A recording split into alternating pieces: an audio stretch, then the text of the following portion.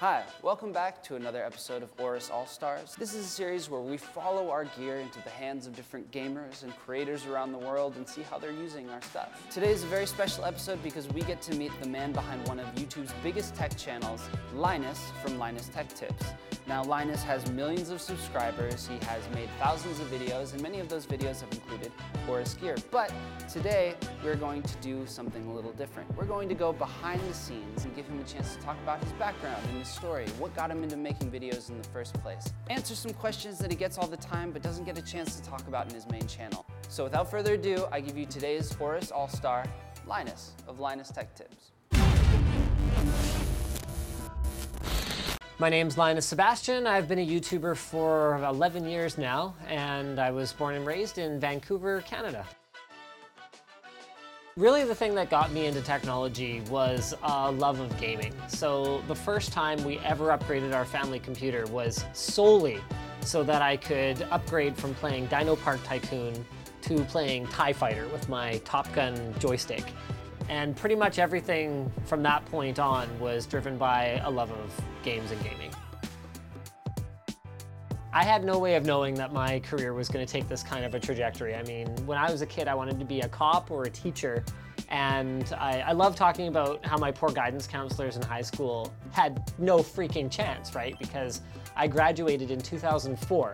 A few months later, YouTube was founded. So, dude, didn't see that one coming, right? A lot of people ask me how I became a YouTuber, and the honest answer is I fell into the whole thing by accident. So I got a job as a sales rep at a computer store because I realized that I already spent all of my time on their forum answering people's questions and advising them on what to buy anyway, so I might as well get paid for it. And then from there, that passion for just talking about the latest technology made me the prime candidate when our store wanted to start making YouTube videos. Literally, my boss pulled me aside and was like, we need to make YouTube videos. You care about like RAM, cast, latency, and that kind of crap, right? Okay, yeah, you do them. And I was like, okay. I had no experience whatsoever when it came to video production, either behind or in front of the camera lens. Power heatsink itself, a fan speed controller, and mounting hardware, as well as some thermal compound. By far the scariest moment for me, well, there have been some scary moments. There was the time I thought we lost all of our data. That was pretty scary. But the scariest moment for me was the moment that I cut ties with my day job at the computer store, hired two people, Luke and Edsel, and founded Linus Media Group, because from that point on, it was either sink or swim.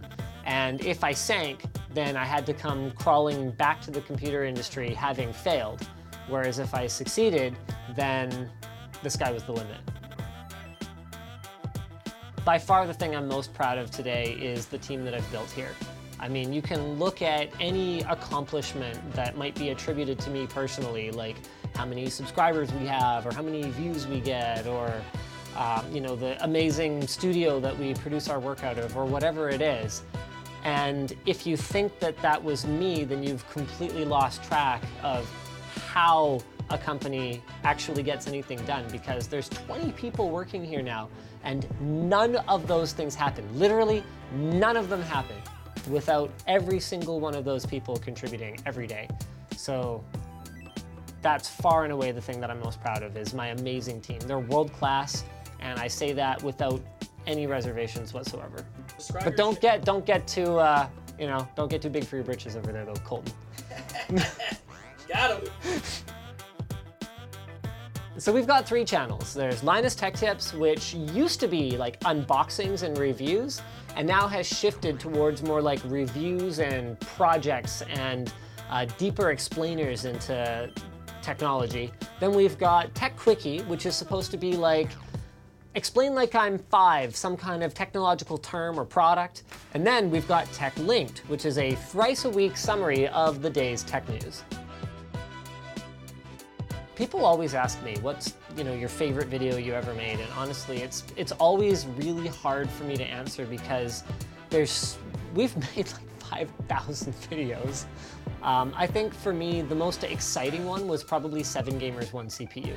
because that was the first time we ever crossed 1 million views in 24 hours. And I also just had a lot of fun with that project. Virtualization technology really gets my engine running, so it was really cool to see that passion for something that's so nuts and bolts somehow managed to translate into something that was watchable for normal people and that was shareable.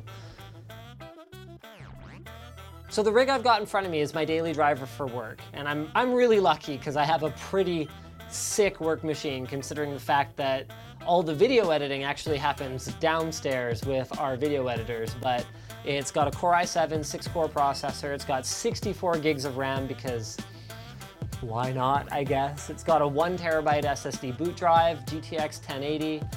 It's fully custom fully custom water cooled, and of course I'm running a 38-inch ultra-wide monitor and the sexy AORUS peripherals that AORUS graciously sent over.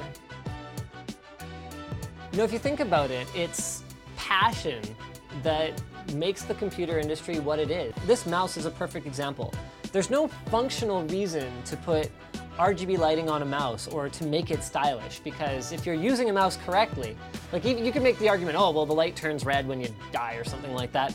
But if you're using a mouse correctly, it should be covered up by your hand and you shouldn't be able to see it at all. But for some reason, people are just driven to make everything about the PC better and faster and more. And I think that's what has made it so that I've been able to stay involved and stay excited. Do I ever feel pressure? I think a better question would be, do I ever not?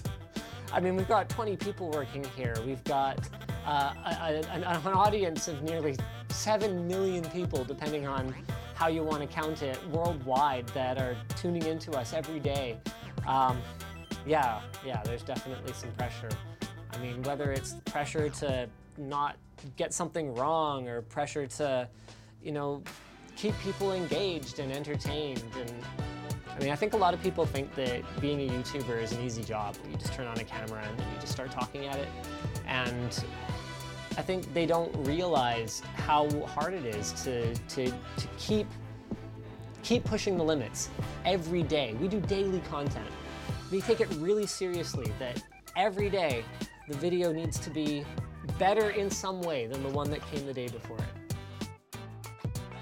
For a long time now, we've been at the point where our goal isn't really to get more subscribers or get more views. I mean, when we invested in Red cameras a little while back, we didn't imagine at all that the amount of money that we dropped on making our production values better was somehow going to translate into enough more views to pay for it. As we've grown and as we've continued to expand our team, really our goal has been to just keep doing what we're doing, but do it better in a way that makes us happy and helps us keep our passion alive for making videos. Do I have regrets, and would I do anything differently? Yeah, those are actually really different questions, because on the one hand, yeah, I definitely have regrets. There's stuff that I have screwed up. I mean, I probably screw something up every day. But would I do anything differently? Probably not, because I love the outcome that we have now. I love the team that I have here. I love the content that we make. You know, the butterfly effect, right? You never know if one little mistake I hadn't made in the past might have completely derailed the train that we're on now. I think the best advice I have for anyone who wants to get into making videos is don't focus on making videos. Focus on being passionate about something and point a camera at it. Because if you ever try to fake loving what you're doing, the audience's BS detector is way too good for that. You won't get away with it. Pretty much everything I do really just comes out of that enthusiasm for PCs. Like, quite frankly, my gaming spark faded a while back, but for some reason, and I've always kind of been this way, I still love the hardware, to push it to the limits, and then I'd love to just watch those other guys achieve what they can with it. It's amazing, and it's wonderful to be a part of it in any way that I can.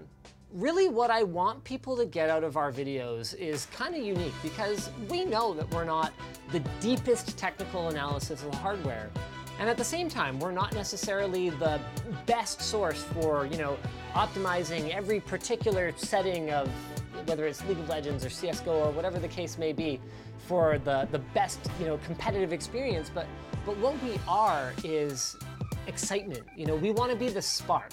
What we expect from people watching our videos is to see us and how much fun we're having with this stuff and get amped up and start to dig deeper. Not full-time, but part-time. Drop the mic at this point? Yeah. So hope you guys enjoyed this. Maybe we'll find another chance to answer some questions from you guys again. Maybe leave a comment if you have any. And a massive shout out to AORUS for making this video possible.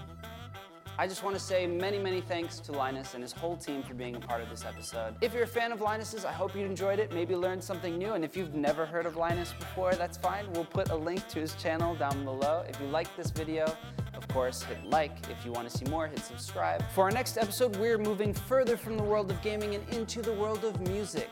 We are going to meet a musician who has turned his apartment into a super cool recording studio. So, see you next time.